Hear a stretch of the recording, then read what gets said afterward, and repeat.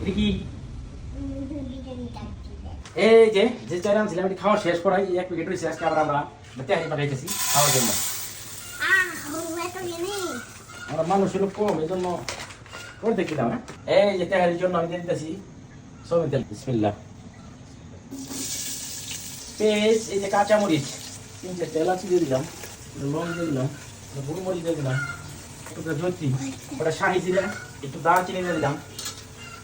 মোটামুটি হওয়ার পথে এই যে তেলের মধ্যে আমি এখন মুরগিটা দিয়ে দেবো, একটু ভাইজে নেবো এটার সাথে। বিসমিল্লাহ বিসমিল্লাহ বিসমিল্লাহ বিসমিল্লাহ।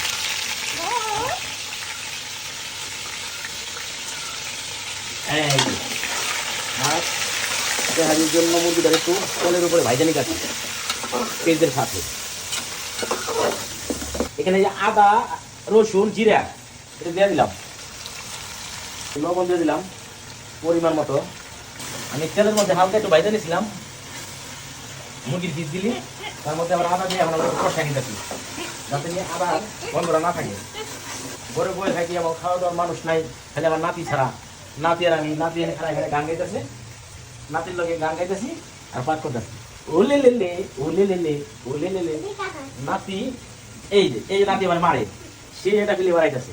আমি একটু আমরা হাতে বানায় রাখছিলাম মশলা, গরম মশলা পাউডার দিয়ে দিলাম সাথে। নাতি খালি কইতেছে মজা মজা মজা। নাতি কইতেছে কাচ্চি বিরিয়ানি খাবো, আরেকদিন আমি কাচ্চি বিরিয়ানি পাকায় খাওয়া লাগবো। এই যে আমাদের মুরগি হয়ে গেছে ইনশাল্লাহ। আমি এখন পানি দিয়ে দিতেছি। বিসমিল্লাহ বিসমিল্লাহ বিসমিল্লাহ।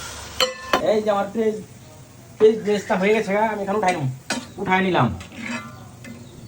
এই যে আমার মুরগি হয়ে গেছে। এই যে দাদা নাতি আমরা মিল্লা পাক করতেছি, আমরা দুজনে খাবো।